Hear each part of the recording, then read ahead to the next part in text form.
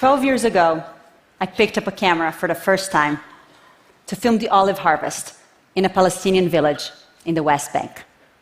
I thought I was there to make a single documentary and would then move on to some other part of the world. But something kept bringing me back. Now, usually when international audiences hear about that part of the world, they often just want that conflict to go away. The Israeli-Palestinian conflict is bad and we wish it could just disappear. We feel much the same way about other conflicts around the world. But every time we turn our attention to the news, it seems like one more country has gone up in flames. So I've been wondering whether we should not start looking at conflict in a different way. Whether instead of simply wishing to end conflict, we focus instead on how to wage conflict.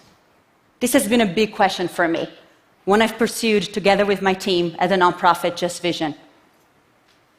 After witnessing several different kinds of struggles in the Middle East, I started noticing some patterns on the more successful ones. I wondered whether these variables held across cases, and if they did, what lessons we could glean for waging constructive conflict in Palestine, Israel, and elsewhere. There is some science about this.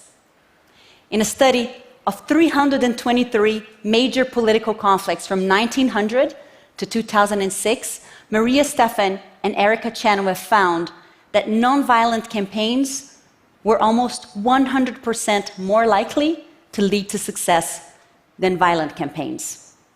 Nonviolent campaigns are also less likely to cause physical harm to those waging the campaign, as well as their opponents, and critically, they typically lead to more peaceful and democratic societies. In other words, nonviolent resistance is a more effective and constructive way of waging conflict. But if that's such an easy choice, why don't more groups use it? Political scientist Victor Assal and colleagues have looked at several factors that shape a political group's choice of tactics. And it turns out that the greatest predictor of a movement's decision to adopt nonviolence or violence is not whether that group is more left-wing or right-wing, not whether the group is more or less influenced by religious beliefs, not whether it's up against a democracy or a dictatorship, and not even the levels of repression that that group is facing.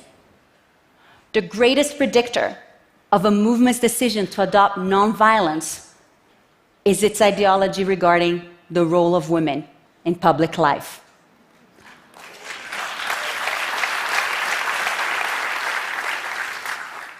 When a movement includes in its discourse language around gender equality, it increases dramatically the chances it will adopt nonviolence and thus the likelihood it will succeed.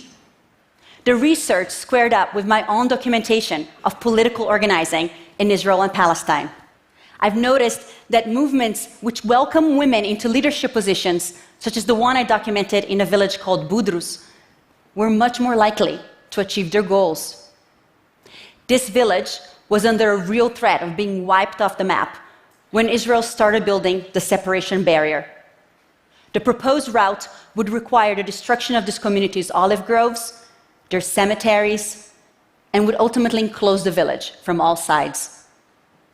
Through inspired local leadership, they launched a nonviolent resistance campaign to stop that from happening.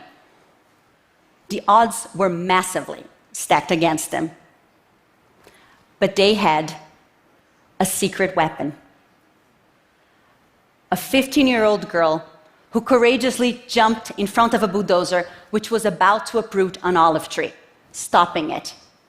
In that moment, the community of Budrus realized what was possible if they welcomed and encouraged women to participate in public life. And so it was that the women of Budrus went to the front lines day after day, using their creativity and acumen to overcome multiple obstacles they faced in a 10-month unarmed struggle. And as you can probably tell at this point, they win at the end. The separation barrier was changed completely to the internationally recognized Green Line, and the women of Budrus came to be known across the West Bank for their indomitable energy. Thank you. want to pause for a second, which you helped me do, because I do want to tackle two very serious misunderstandings that could happen at this point. The first one is that I don't believe women are inherently or essentially more peaceful than men. But I do believe that in today's world, women experience power differently. Having had to navigate being in the less powerful position in multiple aspects of their life, women are often more adept at how to surreptitiously pressure for change against large, powerful actors. The term manipulative, often charged against women in a derogatory way, reflects a reality in which women have often had to find ways other than direct confrontation to achieve their goals. And finding alternatives to direct confrontation is at the core of nonviolent resistance. Now to the second potential misunderstanding. I've been talking a lot about my experiences in the Middle East, and some of you might be thinking now that the solution then is for us to educate Muslim and Arab societies to be more inclusive of their women. If we were to do that, they would be more successful. They do not need this kind of help. Women have been part of the most influential movements coming out of the Middle East, but they tend to be invisible to the international community. Our cameras are largely focused on the men, who often end up involved in the more confrontational scenes that we find so irresistible in our news cycle. And we end up with a narrative that not only erases women from the struggles in the region, but often misrepresents the struggles themselves. In the late 1980s, an uprising started in Gaza and quickly spread to the West Bank and East Jerusalem. It came to be known as the First Intifada, and people who have any visual memory of it generally conjure up something like this: Palestinian men throwing rocks at Israeli tanks. The news coverage at the time made it seem like stones, Molotov cocktails, and burning tires were the only activities taking place in the Intifada. This period, though, was also marked by widespread nonviolent organizing in the forms of strikes, sit-ins, and the creation of parallel institutions. During the First Intifada, whole sectors of the Palestinian civilian population mobilized, cutting across generations, factions, and class lines. They did this through networks of popular committees, and their use of direct action and communal self-help project challenged Israel's very ability to continue ruling the West Bank and Gaza. According to the Israeli army itself, 97% of activities during the First Intifada were unarmed. And here's another thing that is not part of our narrative about that time. For 18 months in the Intifada, women were the ones calling the shots behind the scenes. Palestinian women from all walks of life, in charge of mobilizing hundreds of thousands of people in a concerted effort to withdraw consent from the occupation. Naila Yash, who strived to build a self-sufficient Palestinian economy by encouraging women in Gaza to grow vegetables in their backyard, an activity deemed illegal by the Israeli authorities at the time. Rabiha Diab, who took over decision-making authority for the entire uprising when the men who had been running it were deported.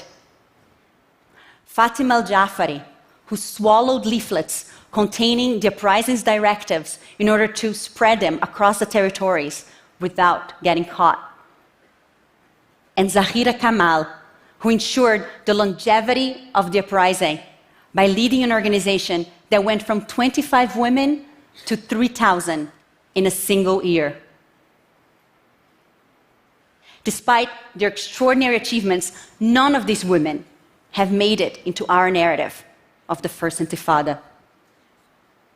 We do this in other parts of the globe too. In our history books, for instance, and in our collective consciousness, men are the public faces and spokespersons for the 1960s struggle for racial justice in the United States. But women were also a critical driving force, mobilizing, organizing, taking to the streets. How many of us think of Septima Clark when we think of the United States Civil Rights era? Remarkably few. But she played a crucial role in every phase of the struggle, particularly by emphasizing literacy and education. She's been omitted, ignored, like so many other women who played critical roles in the United States Civil Rights Movement. This is not about getting credit. It's more profound than that. The stories we tell matter deeply to how we see ourselves and to how we believe movements are run and how movements are won. The stories we tell about a movement like the First Intifada or the United States Civil Rights era matter deeply and have a critical influence in the choices Palestinians, Americans, and people around the world will make next time they encounter an injustice and develop the courage to confront it. If we do not lift up the women who played critical roles in these struggles, we fail to offer up role models to future generations. Without role models, it becomes harder for women to take up their rightful space in public life. And as we saw earlier, one of the most critical variables in determining whether a movement will be successful or not is a movement's ideology regarding the role of women in public life. This is a question of whether we're moving towards more democratic and peaceful societies. In a world where so much change is happening and where change is bound to continue at an increasingly faster pace, it is not a question of whether we will face conflict, but rather a question of which stories will shape how we choose to wage conflict. Thank you.